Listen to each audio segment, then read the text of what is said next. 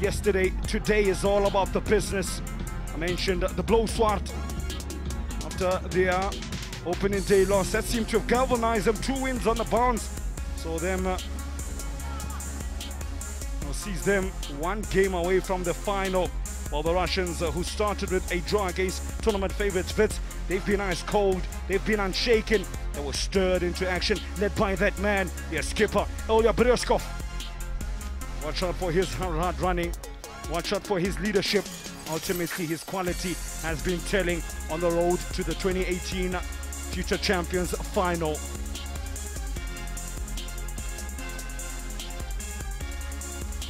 An auspicious occasion for the likes of Ilya Bryskov.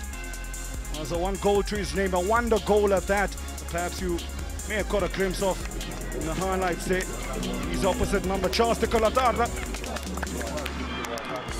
He seemed to have as well caught fire as the tournament. But ankled Highlands Park single-handedly almost. Nonetheless, for Coach Martin Martins, it's pretty much as we were. 1 change from the team that started the tournament at Inter's semi-final 1. Ib Huttekut comes in at the back alongside Justin Monazero, the left back, Niels van den Hout, the 17-year-old centre back. At right back, it's Jordi Dupont. CNL Amen's one of the top keepers in the competition. He's only 15, never mind his size, there is at the back. Well, for Coach,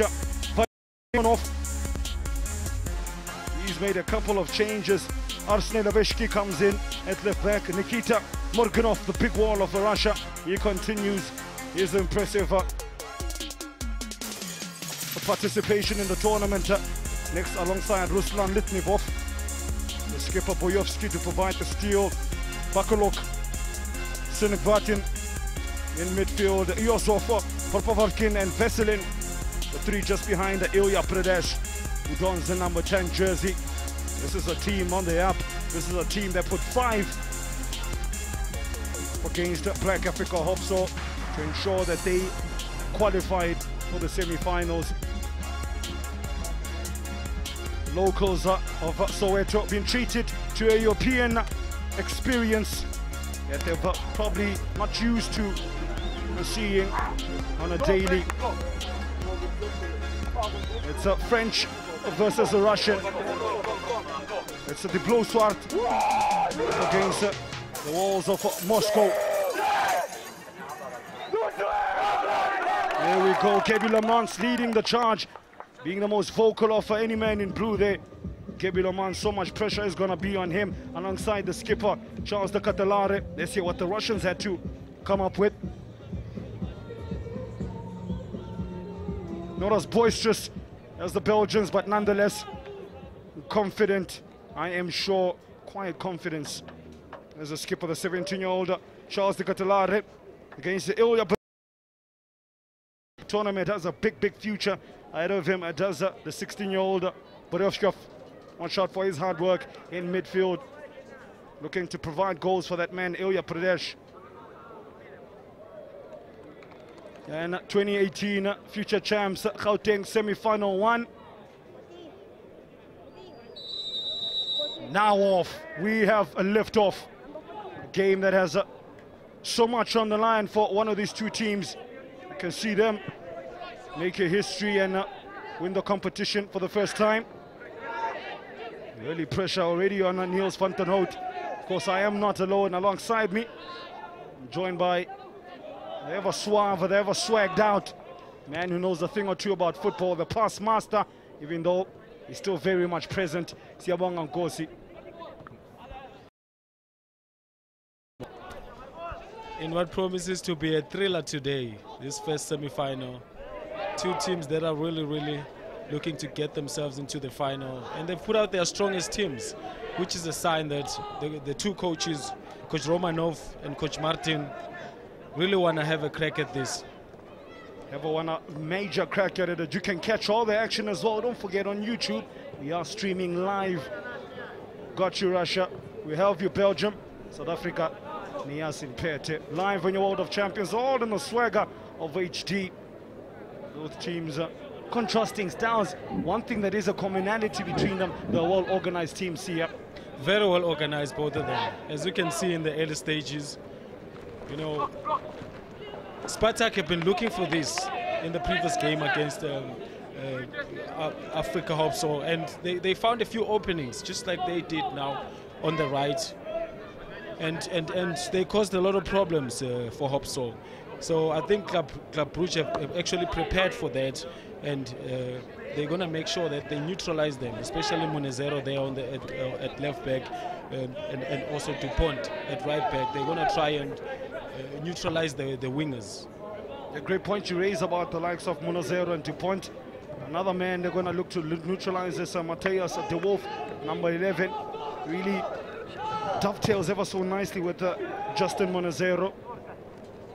And you mentioned the performance against Black Africa Hopso. The Russians have a tendency of really liking to put in the best foot forward and are smashing teams with quicker scores. Last year they put 15 past School of India.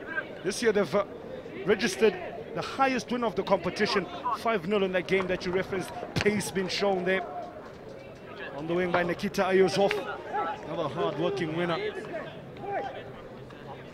They have to be very careful, that is Clubb Brugge, because we know that SPARTAK Moscow are very dangerous in set pieces. They're very efficient. They'll put in a good ball into the right position, and they know who's going to be there to attack it. And they've got big men there. They've got the likes of Muginov. He stepped up, and he's a threat there with his height. And a couple of other players, Fazilin as well. Interesting to see how they hope to go in a different route, and why not? We've seen that man Ilya Beryoshkov from a particular same spot unleash an amazing, unleashable, untouchable, a shot that the keeper couldn't save against the Orlando Pirates. It's still arguably one of the top goals of the tournament. So perhaps looking to gain entry again via that route instead of going for the likes of Morganov, where Clubb Brugge would have probably prepared for that, knowing that the size and the height aerially that they possess. Well, as a coach, what you usually do, you pick the best headers and put them against your own best headers defensively, so that you make sure that the threat is minimized. Because the whole point about corner kicks is to aim for your best header if you are on the offense. Kabila Man's looking to make a nuisance of himself, but Morganov make sure that doesn't go out for a corner. Ball, a bit of aerial ping pong. As the Russians somehow make sure that they move the ball out of the danger zone. But they come, the Belgians are through. Thomas van den Keebhuis. Clubb Brugge, showing that they got qualification after a 1-0 win against Choma Cosmos. Topping Group A with that on 6 points. Just behind them was the Highlands Park on 3. Well, for the SPARTAK, a contingent. They saw off Orlando Pirates and Black Africa Hopso getting 7 points in the end in 3 games. What's been most impressive about them is the amount of goals they've conceded. Only 1 in the tournament. Only bettered by Bitvis, who've conceded nothing, yet to concede in the competition. Clubb Brugge have conceded 2 in 3 games. Well, any house has to be built over a certain foundation, a strong foundation, and that's the starting point for any team. So if you concede less, it gives you an opportunity in any game or in any kind of situation of winning the game or getting something out of the game. And at this stage right now, where it's a knockout stage, you really need to make sure that you give away less, because anything can happen. Of course, the Clubb Brugge are the most decorated clubs in Belgium football. It's been Belgium League champion on 14 occasions, second only to major rivals Anderlecht. Shares them with city rival Clubb Brugge, with whom they contest the Brugge's derby. Throughout its long history, Clubb Brugge has enjoyed much European football success, reaching 2 European finals and 2 European finals. Brugge is the only Belgian club incidentally to have played the final of the European Cup. So far losing to Liverpool in the final of the 1978 season. They also lost out in the 1976 UEFA Cup final. So much pedigree that the club possesses, but these youngsters are looking to write new chapters in the club's long chronicles. The two teams, Temba, are playing sort of a similar type of formations, which could make for a situation where they would cancel each other out, and it would be even. The game could be even, and it could be won by small margins. Yeah. Picked up the post-match comments of Tabo September when posed the question. We're expecting goals in this one. I think I concur with him. It's going to be a title affair. Both teams, not the most expansive of teams that you will see, but they're all organized and they stick to their guns. They stick to their philosophy. They believe so much in their systems. And it's an organization and discipline that gets the job done, as well as a collective effort. Some standout individuals. The number 15 for FC Spartak, Moscow, Dennis Veselin, really bombarding, old school, a winger, throwback of some sort. Another one is the youngster Nikita Oizov, using wingers so well to play and evade pressure from the wings.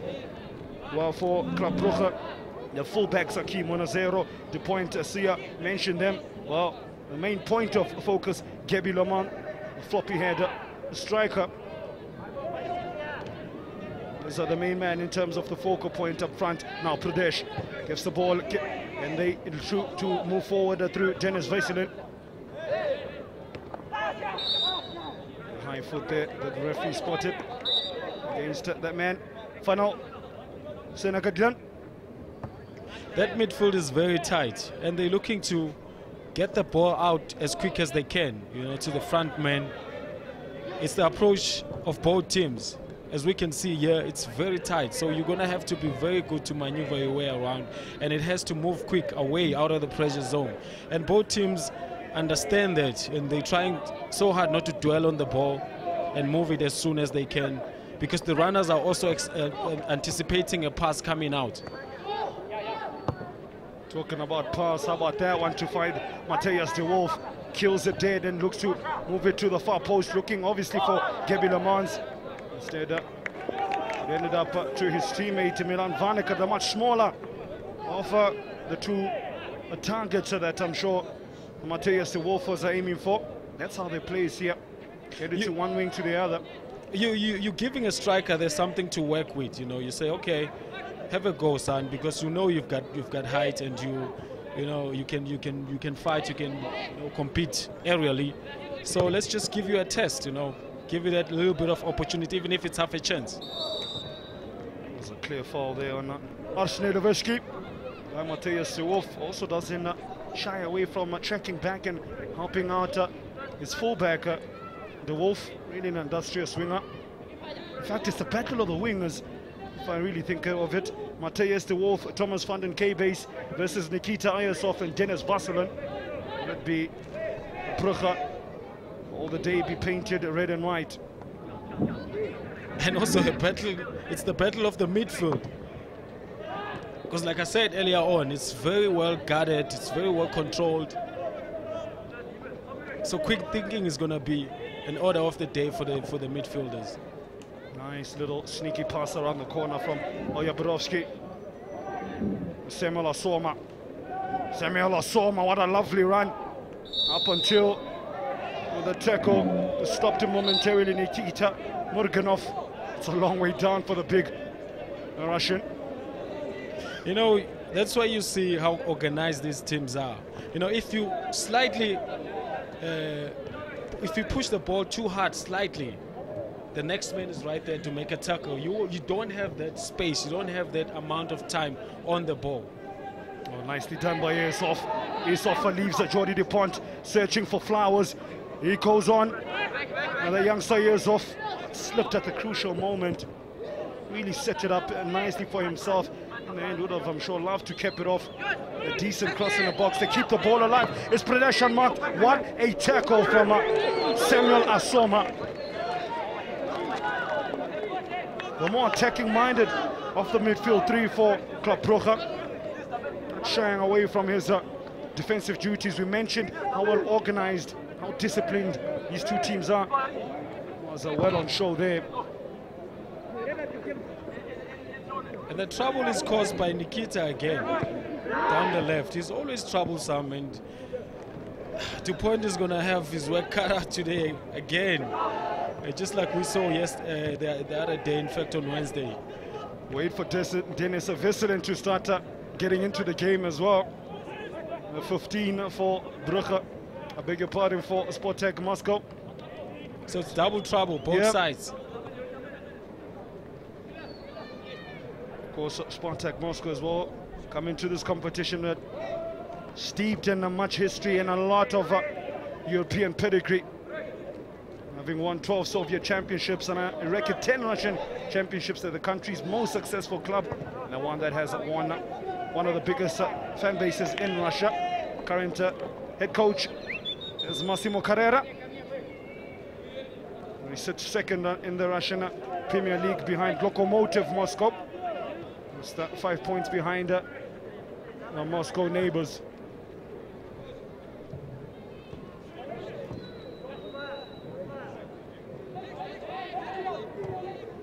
Look how well organized and fanned out Clubb Brugge. Went out of possession. Then marking anybody in their own half. Charles de Cotelara turning on the style. Fortunately couldn't find his teammate Gabby. Really has come into his own as Charles de Cotelara, 17-year-old. Scored a lovely goal and got an assist against the Highlands Park. 3-1 win.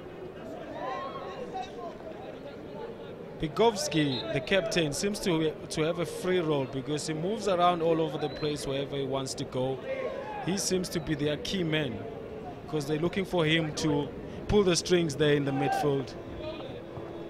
Like you mentioned him now off the ball, he was he fell back into defense, making it a 5-man defense, and quickly you'll see him as well support the midfield. Three,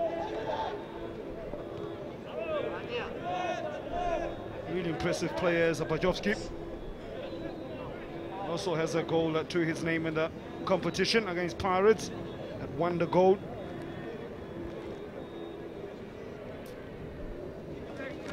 But we would like to see De Wolf and Van der Keybus getting more into the game because that's going to activate Lemon more and give him a bit more opportunities.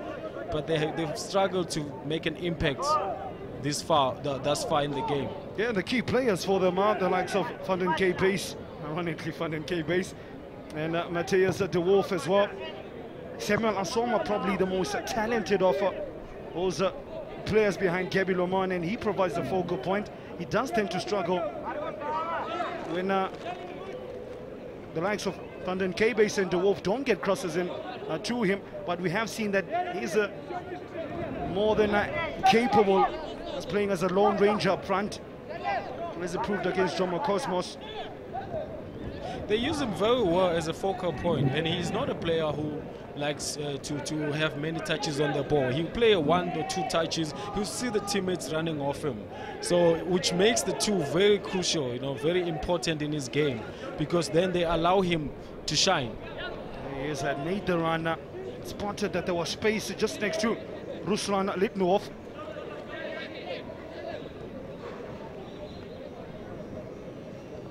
Here's Gabi Lemon, turns 17 in 3 days' time.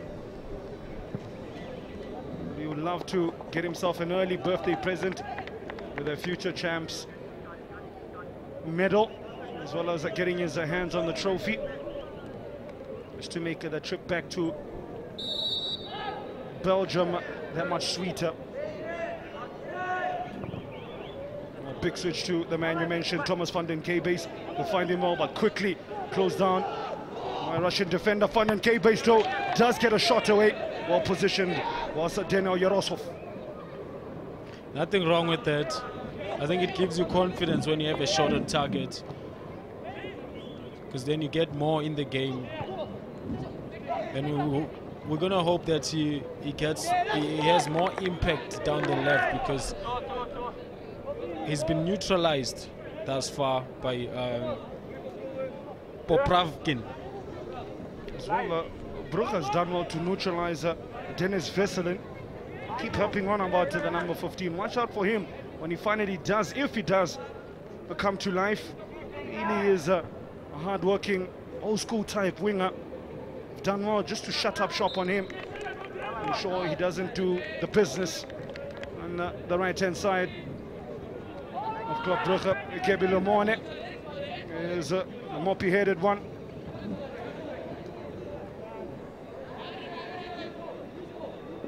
Look at the determination from Nikita Yusuf to be brought back by Milan Vanaka. See how nice he mixes it up. You know, it drops into the pocket, turns, and sometimes it looks to go wide, you know, and receive off the line, or maybe even bend that run inside the fullback and the centre back. The ball whipped in and met by a blue shirt. I think that was Matthias de Wolf. Gabi Lemons has to hold it up for Clubb Brugge. He does.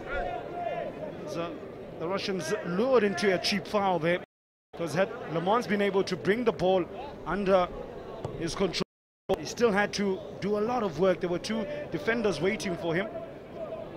Well, you don't want to take a chance, especially in that area, you know. That's what we call a tactical foul, because the next thing he's through, and you had been attacking, so your back door is open. Soma there, good idea, a great approach play up until he gifted a possession away. Look, coming deep now, Semela Soma, looking for options. I saw the Catalara, his skipper had made an option for him just alongside Gabi Lemon. It looks like Gabi Lemon and Charles de Catalara are the two players furthest forward, most furthest forward for Clubb Brugge. The Catalara playing just behind Lemon. And Asoma is has a free role, because he moves everywhere, wherever he wants. They're looking for him to make them tick, because they know he's the most skillful player out of the 11 in the field. Nice little touch there from Pradesh. Almost got in his teammate Yusuf. Sticker the other days here. What is Russians' fascination with the name Nikita? There's about 4 of them in the SPARTAK Moscow team. You couldn't tell me. Well, there is a female Nikita, if I'm not mistaken, as well. So Nikita, the Russians.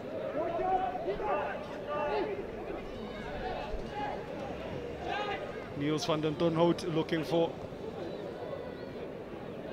the players that are congregated near the edge of the box. Milan Varneker moves it over to Matthias Wolf, who points where he wants Gabi Lemon to go. Lovely footwork from the centre back. As soon as I say that, I'll put the markers on him. They give Ilya Peroshkov an opportunity to unleash his left winger, Nikita Ayasov, the busy Ayasov. There we go. Ayasov against Dupont. Dupont takes the W there. But Dupont is not going to be able to push forward, because he's worried about what's going to happen behind him. So he's been pinned back for the entire 19 minutes, and it's going to be a bit of a worry for Coach Martin, and he's going to try and find ways on how to free him and how to actually ask questions of Yosifov as well, for him to track back. But he gets away with it because his midfielders are shifting across in time and covering him well. So it allows him, you know, that space to actually cheat and not track back as a usual or normal winger would do. Yeah, they do well to cover their fullbacks, so the wingers, the likes of Van den Keebes. Perhaps that's why as well we haven't seen too much of Thomas Van den Keebes on the other side for Clubb Brugge, where he's playing with Justin Monazero. Justin Monazero is an attacking fullback. We've barely seen him cross the halfway line. Another opening 20 minutes of this game. Bereshkov, lovely little shivvy. The Russians turning on the style as they get the triangles going. Two teams almost have cancelled each other out. Tactics are so tight. Football is a game of inches. It may just come down to a moment of individual brilliance. Not like that though from Ruslan Litnivov. Not allowing Russian defenders to have it easy, have a look up and find a pass forward, as they finally do find a pass forward, but Ilda Pradesh was on his heels and ball evaded him. A bit unfortunate there, you know, because I saw what he was trying to do. He was trying to open his body and control towards his left and maybe have a crack at goal. But it was just unfortunate that he mistimed that ball. 9 minutes remaining of the first half of semi-final one. The future champs at Gauteng 2018. A bit of miscommunication there from Van den Gabe. He's not quite sure who he was trying to leave the ball for. I think it was Charles de Catalara, skipper, was closest to him. Another one who was gotten his name on the score sheet against the Highlands Park, got himself a goal. We haven't seen fullbacks moving forward, in fact, come to think of it, from both sides, and it's a sign that they've been briefed on the dangers of of their offensive opposition. It's been a midfield battle thus far. I think whoever edges it over the course of the game will probably end up winning it. If not, it's off to penalties. Big ball forward for Ruslan Litnivov.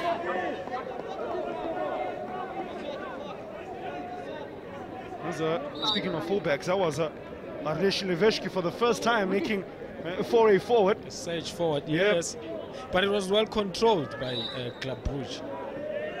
Even though Iosifov dragged Dupont away to allow Levshik to exploit that space, but then it was controlled by the shifting over of his teammates, which was very, you know, admirable. Brugge in terms of their league form, that's their senior team coming off back of a 2-1 win over Korjuk. And before that, they saw Centre Treden in an away 1-0 win. The next game is in the Belgian Pro League in the playoffs. It's on Monday. Ball in the box. Charles de Catalara puts a Yarosov into a save. Possibly the best chance of the game, as Asoma as well rifles in a shot. The game came alive this year. The Belgians finally getting into the box and evading that a staunch Russian wall. By far the best chance of the game, and it happens when a zero steps forward, which is rare. We were talking about it earlier on, and now his first run into the box, and he brings in a wonderful cutback. It's just unfortunate that it wasn't finished there. It's amazing we've been going on about the fullbacks, and one time the fullback does go forward, produces the best chance of the game. Now Nikita Yasov has seen a lot of the ball, hasn't got the better of Jordi Dupont. Yasov against Dupont, what does the referee say? Play on. So there was a clean tackle there from Jordi Dupont, got the right side of him as Jordi Dupont was in the wrong side of his attacker. It's amazing how he uses those small spaces to just, you know, try to break through, because he has the trickery to do that, as we can see here. The space is very small between the two defenders there, but he's able to, you know, sneak in there. Just well, he had a claim for a penalty. The ref was close enough to actually give a confident call, but it does look like there was a bit of a pull. I think I tend to agree with you on that one. If you have a closer look, the right arm of Jordi Dupont was all over Nikita Oyasov. It didn't have to be, because there was cover there for him. Ib Huttekut was waiting for Oyasov. But nonetheless, the referee said it was a legal tackle. We'll leave it at that. Nikita Oyasov again on the ball. I'm amazed that Evan went to the side of Dennis Vesselin as much as Nikita Ayusov perhaps have identified this the right-hand side of Clubb Brugge as the weak chink in their armory. Varnaka into space, neat little pocket. Gabi Lomane had also peeled away from his defender. Ball never arrived though. Bereshkov buys time. Hopes to go all the way back.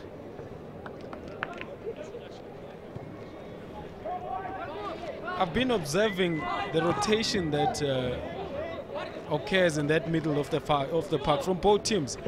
Like no one is like situated in one position all the time. You know, they move around, they swap positions, and it's happening so smoothly that their tactical discipline is not distorted.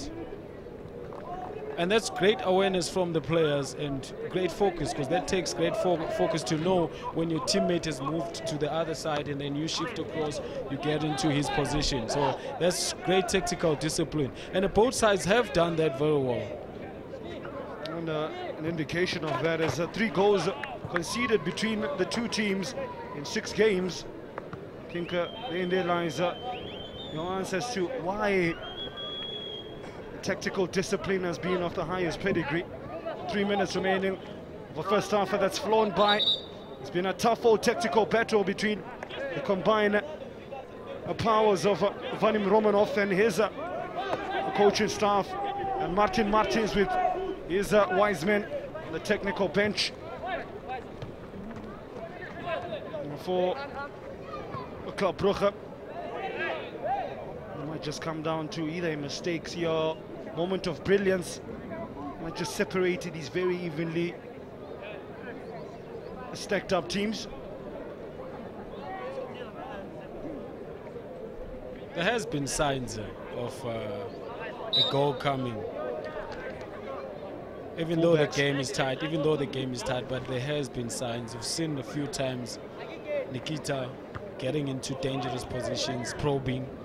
And we've also seen on the other side, Clubb Brugge as well, getting into good situations. But we haven't seen clear-cut opportunity, like enough clear-cut opportunities. I think there's only been one. There's a question for you. Given the sort of first half that we've seen as that man Voicelin loses out a possession, Kevin Laman's battling away, does well to retain possession. We give it over to Milan Varnaka. He finds a teammate, Matthias de Wolf. De Wolf from one winger to another. Thomas van den K-base. Nazero makes the run outside of him. Voicelin on his defensive duty. Nothing comes of it though. Is it a consequence of the sort of game that we're having today? It's a semi-final, 1 game away from the final. The message perhaps from the respective coaches is keep it tight, keep yourself in the game, let's not do anything too expensive or too silly. Well, besides, in any football match, a first half is always tight.